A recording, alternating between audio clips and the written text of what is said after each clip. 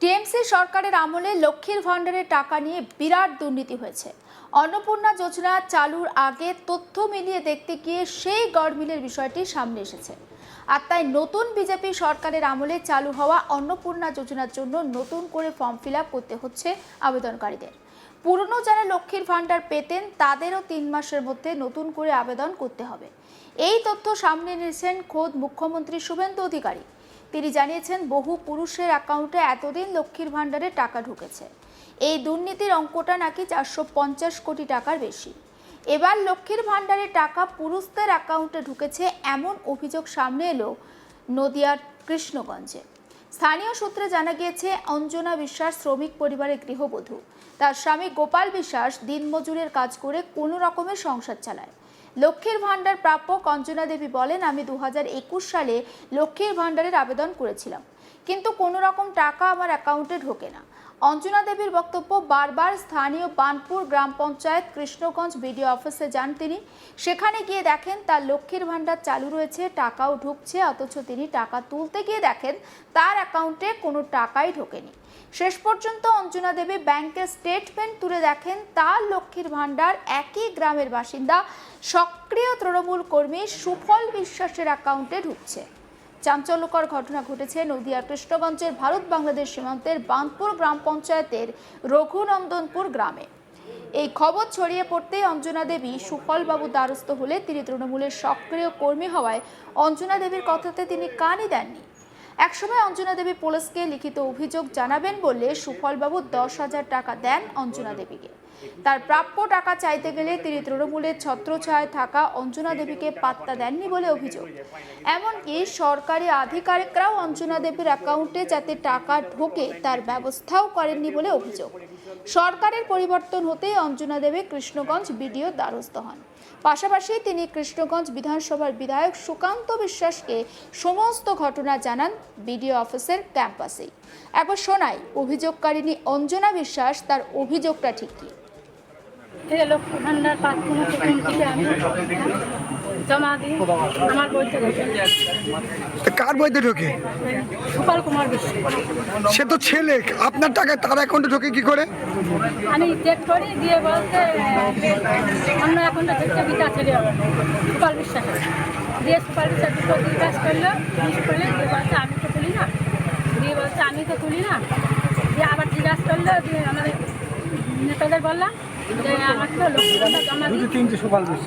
দিয়ে আমি বলছি লক্ষ্মী ভান্ডার জমা দিই, আমি তো লক্ষ্মী ভান্ডার পাচ্ছি না, তাহলে কি কবে আমি প্রথম দিয়ে বলছে কি নাম, আমি তো সুপাল বিশ্বাস। সুপাল বিশ্বাসটা যেতে পাচ্ছি না, যে একজনা বলছে ওই সুপাল হবে। আপনি টাকাটা কি ফেরত চেয়েছিলেন তার কাছে? হ্যাঁ, টাকাটা ফেরত চেয়েছিলেন? হ্যাঁ। কি বললো সে? সে প্রথমে ব্যাংক থেকে 10,000 দিয়েছে, দিয়ে এবার কালকে দিয়েছে।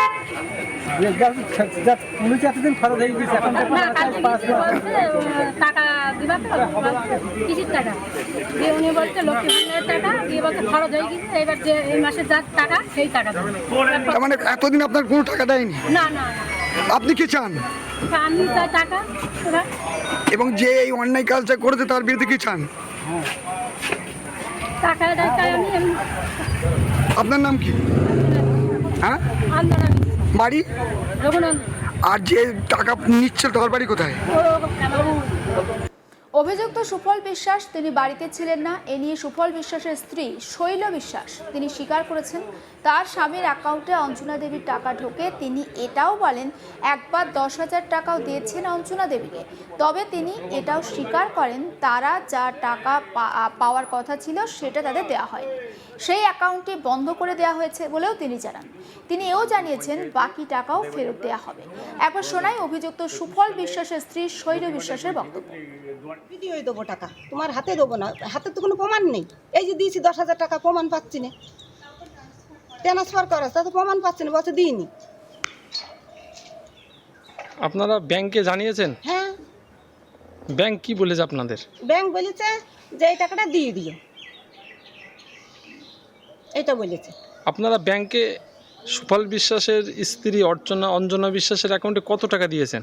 10,000 টাকা দিয়েছি, 22,000 টাকা হয়েছে হিসাবে। আর এখন যে টাকাটা ঢুকিয়েছে কি আমরা এখন চোখে দেখুনি, ব্যাংক বই বন্ধ।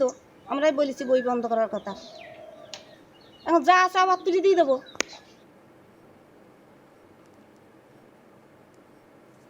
এই ঘটনার খবর ছড়িয়ে পড়তেই কৃষ্ণগঞ্জ জুড়ে একটাই কথা, কৃষ্ণগঞ্জে আরও কত পুরুষ পান লক্ষ্মীর ভাণ্ডার? এই ব্যাপারে বিধায়ক সুকান্ত বিশ্বাস বলেন, এজন্যই তো 12 পাতার অন্নপূর্ণা ভাণ্ডারের ফর্ম তৈরি করা হয়েছে, যাতে কোনো রকম জাল বা জালিয়াতি করে পুরুষরা মহিলাদের টাকা না তুলতে পারেন। আর এটাই তো তৃণমূলের গাত্রদাহ হচ্ছে। এখন দেখার প্রশাসন ঠিক কী ব্যবস্থা নেয়। সুকান্তবাবু বলেন, তৃণমূলের আমলে সর্বত্রই দুর্নীতি হয়েছে, এটা নতুন কিছু নয়। যদি পুরুষ লক্ষ্মীর ভাণ্ডার প্রাপক সমস্ত টাকা অঞ্জনা দেবীকে ফেরত না দেন, তাহলে তার বিরুদ্ধে আইনানুগ ব্যবস্থা নেওয়া হবে। একবার শোনাবো বিজেপি বিধায়ক সুকান্ত বিশ্বাসের বক্তব্য।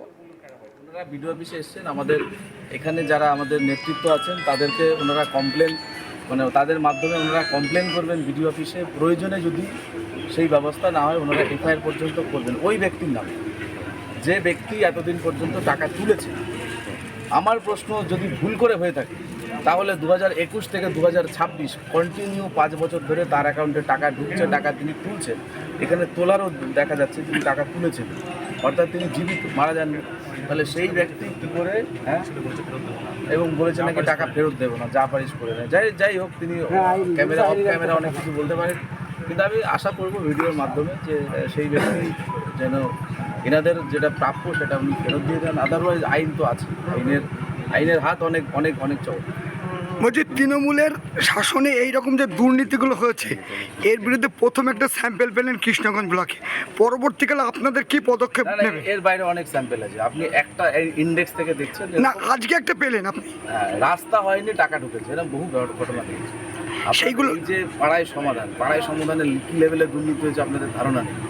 পাড়ায় সমাধান, আপনার জল জীবন মিশন, যেটা সেন্ট্রাল গভর্নমেন্টের টাকা রাজ্য সরকার যেটাকে সাইফন করেছে, প্রজেক্ট চালিয়েছে, সেখানেও কি লেভেলে দুর্নীতি হয়েছে আপনার ধারণা নেই। কিন্তু লক্ষ্মীর ভাণ্ডারের মতন একটা সোশ্যাল সিকিউরিটি স্কিম, তারাও সেখানে দুর্নীতি করতে ছাড়েনি। এটা অত্যন্ত লজ্জার বিষয়, যার কারণে আজকে তৃণমূল কংগ্রেস কার সেটা নিয়ে তৃণমূল কংগ্রেসও দ্বিধাবোধ। তৃণমূল কংগ্রেস দ্রুতব্রত বন্দ্যোপাধ্যায় নাকি তৃণমূল কংগ্রেস মমতা ব্যানার্জি? কার তৃণমূল? এবার তৃণমূলের যারা কর্মী তারাও বুঝতে পারছে না যে আমরা কোন তৃণমূল, সিম্বলের তৃণমূল নাকি সিম্বল ছাড়া তৃণমূল। দেখুন, তৃণমূল সরকারের আমলে লক্ষ্মীর ভাণ্ডার নিয়ে একটা বিরাট দুর্নীতির খবর সামনে এসেছে। বিশেষ করে রাজ্যে ক্ষমতার পালাবদলের পরে এই যে দুর্নীতির খবর, সেটাই কিন্তু সামনে এসেছে। দেখা যাচ্ছে যে লক্ষ্মীর ভাণ্ডার শুধুমাত্র লক্ষ্মীরা প্রাপক নন, লক্ষ্মীর ভাণ্ডারের টাকা ঢুকেছে পুরুষদের অ্যাকাউন্টেও। নদিয়ার একটা খবর এই মুহূর্তে আমরা আপনাদের সামনে রাখছি, এবং নদিয়াতে দেখা যাচ্ছে যে ব্যক্তি প্রকৃত উপভোক্তা লক্ষ্মীর ভাণ্ডারের, তার অ্যাকাউন্ট সচল রয়েছে, কিন্তু তার অ্যাকাউন্টের টাকা তিনি পাচ্ছেন না। সেই টাকা এলাকার যিনি তৃণমূল নেতা, তার অ্যাকাউন্টে গিয়ে পড়ছে। সমস্ত আপডেট পৌঁছে দেবো আপনাদের কাছে, নজর রাখুন আজ তাক বাংলায়, সাবস্ক্রাইব করতে ভুলবেন না।